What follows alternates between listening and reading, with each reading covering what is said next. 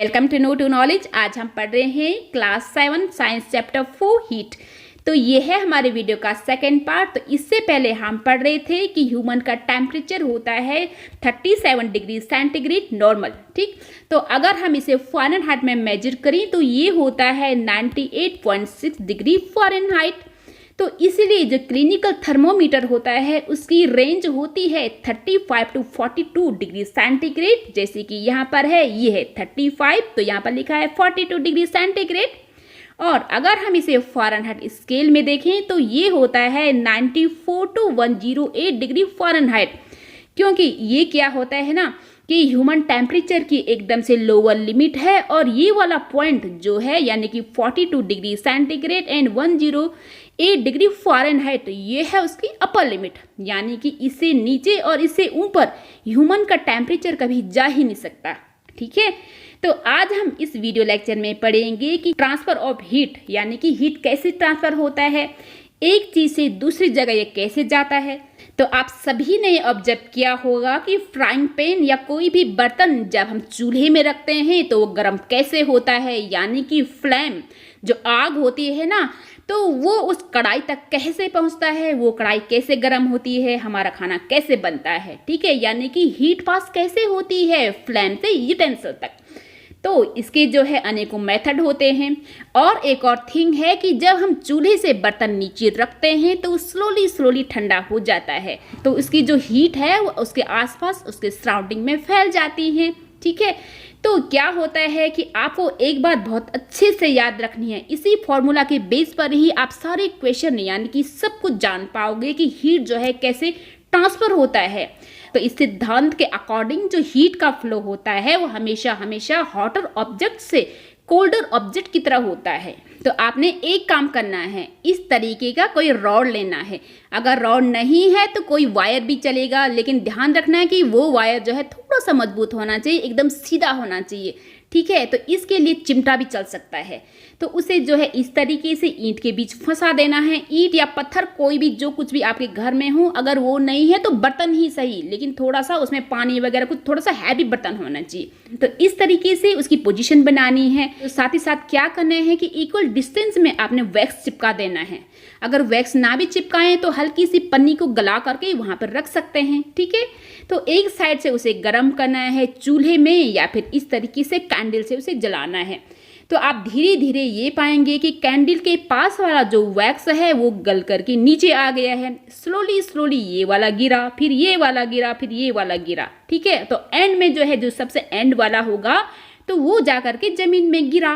तो ऐसा इसलिए कि हीट का ट्रांसफर यानी कि हीट का फ्लो हमेशा हॉटर ऑब्जेक्ट से यानी कि हॉटर एंड से कोल्डर ऑब्जेक्ट यानी कि कोल्डर एंड की तरफ होता है। इस प्रोसेस को बोला जाता है कंडक्शन। कंडक्शन का मतलब ये होता है कि पास होना, ठीक है, कंडक्ट करना। The process by which heat is transfer from the hotter and, यानी कि जो गर्म वाला सिरा है उससे क्या होता है कि ठंडे वाले सिरे की तरफ हीट का फ्लो होता है, इज नॉन एज कंडक्शन। तो ये जो चीजें होती हैं ये होती हैं हमेशा सॉलिड थिंग में। जैसे कि आपने देखा कि ये भी एक सॉलिड थिंग है, लेकिन क्या होता है कि सारी की सारी चीज़ें यानी कि जो कुछ भी इस दुनिया में है सब जो है हीट का कंडक्शन इजीली तो नहीं करते हैं। कई ऐसी चीज़ें होती हैं कि जहाँ पर हीट का कंडक्शन जो है इजीली हो जाता है, तो इसे बोला जाता है गुड कंडक्टर ऑफ हीट। और तो कुछ ऐसे पदार्थ होते हैं कि जहाँ पर हीट का कंडक्शन जो है उतना इजीली नहीं होता या फिर किसी में होता ही नहीं, तो उसको बोला जाता है बैड कंडक्टर या फिर पुअर कंडक्टर।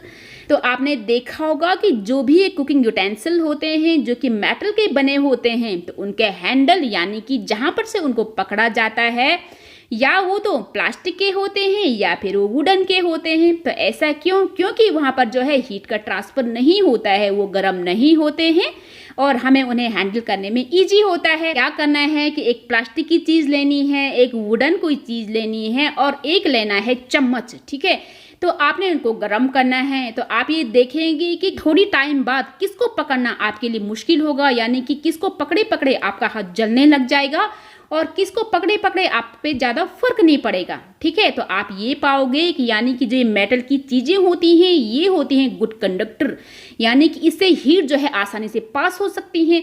मीन्स आपने चम्मच का एक छोर अगर गर्म किया तो दूसरा छोर भी बहुत तेज़ी से गर्म हो जाएगा। तो पेंसिल बनी होती है वुड की और ये होती है प्लास्टिक की। तो अगर इनका एक छोर आपने गर्म किया तो दूसरे छोर को पकड़ने में आपको ज़्यादा तकलीफ नहीं होगी। हल्का सा गर्म तो वो भी लगते हैं, लेकिन इतना नहीं लगते हैं कि हमारा हाथ जल जाए।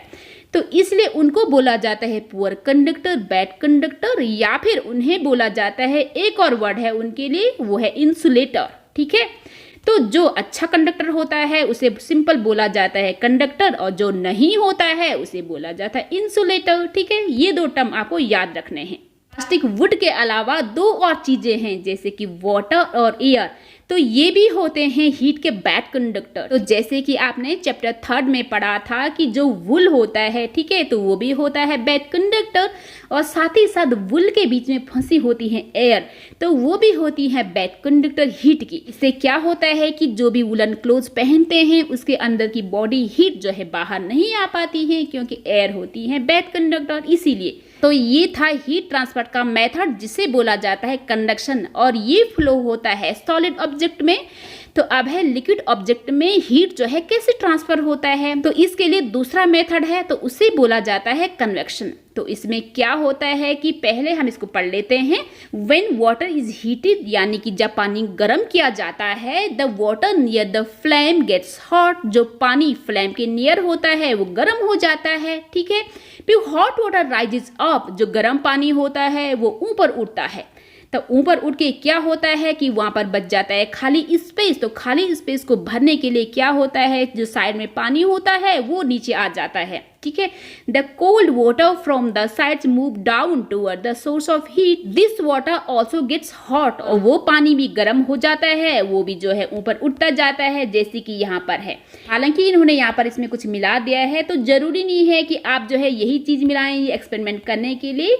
तो आप जो है घर में कोई भी चीज, कोई भी कलर वगैरह कुछ भी इसमें डाल सकते हैं। तो ये एक्सपेरिमेंट आप घर में भी कर सकते हैं, जरूरी नहीं है कि इसके लिए आप जो है साइंस की लैबोरेटरी जाना पड़े। तो इसमें क्या करना है कि वैसे बर्तन में पानी रखना है जिससे कि आप लोग इजीली देख सकें। ठीक है, तो माना कि ये पैन है, इसमें हमने पानी रखा, क्या होता है कि फ्लेम का नेयर का पानी जब ये गर्म होता है ना, तो ये ऊपर उठता है, तो यहाँ पर बच जाती है खाली जगह। तो साइड से पानी नीचे आता है वो जगह घेरने के लिए, तो वो भी गर्म होता है, तो वो भी चढ़ जाता है ऊपर। तो उसी तरीके से इसमें पानी नीचे आता जाता है, ठंडा पानी, गर्म पानी ऊपर चढ़ता जाता है, और ये तब तक होता रहता है जब तक कि सारा पानी गर्म नहीं हो जाता है। ठीक है, तो इस तरीके का जो मेथड होता है तो उसे बोला जाता है कन्वेक्शन। और हीट ट्रांसफर का यही वाला मोड एयर में भी लागू करता है, यानी कि वो एयर जो किसी हॉट ऑब्जेक्ट के नियर हो, ठीक, वो गर्म हो करके ऊपर उड़ जाती हैं और उसकी जगह घेरने के लिए वहां पर जाती हैं ठंडी हवा, तो वो भी गर्म होती है, फिर वो भी ऊपर उड़ जाती हैं।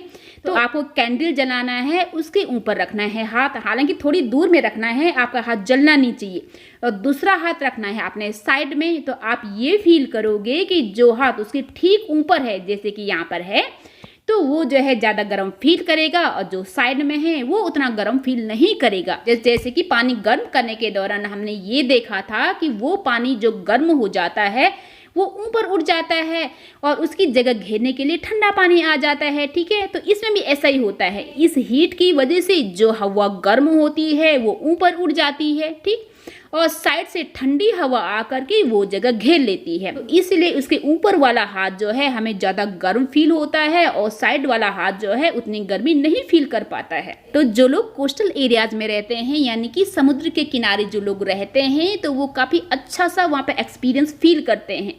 तो उसमें क्या होता है कि दिन के दौरान जब जो है बहुत ज़्यादा गर्मी हो जाती है, तो यहाँ पर ये है डे टाइम, तो इसमें क्या होता है कि लैंड जो है ज़्यादा गर्म होता है और पानी जो है कम गर्म होता है। वो इसलिए कि पानी जो है हीट का बैड कंडक्टर है, इसलिए वो जो है ज़्यादा गर्म नहीं हो पाता लैंड के कंपैरिजन।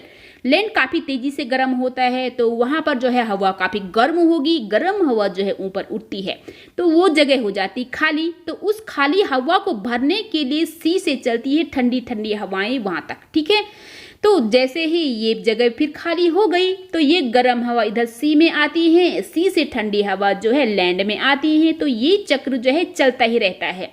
इसलिए कोस्टल एरिया में जो लोग रहते हैं वो दिन के दौरान वहाँ पर काफ़ी अच्छा फील करते हैं, यानी कि समुद्र से ठंडी ठंडी हवाएं आती रहती हैं।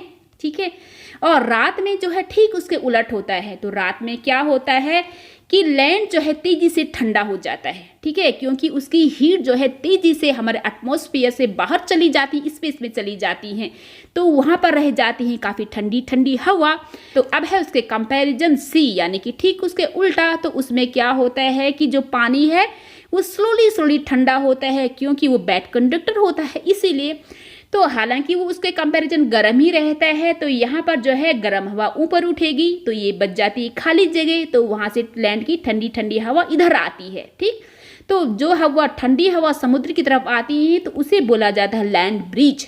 और दिन के दौरान क्या होता है कि समुद्र से ठंडी ठंडी हवाएं आती हैं, तो उसे बोला जाता है सी ब्रीज, ठीक है। तो इसलिए रात के दौरान जो है गर्म हवा फील करते हैं और दिन के दौरान वो जो है ठंडी हवा फील करते हैं। लेकिन आपने ये ध्यान रखना है कि ये जो है ठंडी हवा है या फिर गर्म हवा है, ये एकदम वैसा नहीं है कि जैसे कि हिल एरियाज में होता है, मतलब कंपैरेटिवली वो काफ़ी सुखद अनुभव होता है। तो एक और मेथड है इसमें हीट ट्रांसफ़र का, तो वो है इसमें रेडिएशन। तो रेडिएशन क्या होता है कि जब हमें बहुत ज़्यादा ठंड लगती है विंटर्स के दौरान घर के अंदर, तो हम बैठ जाते हैं धूप में, तो हमें सन से डायरेक्टली जो है हीट कैसे मिलती है, तो वो मिलती है हमें उसके रेडिएशन से, यानी कि उनकी किरणों से, ठीक है।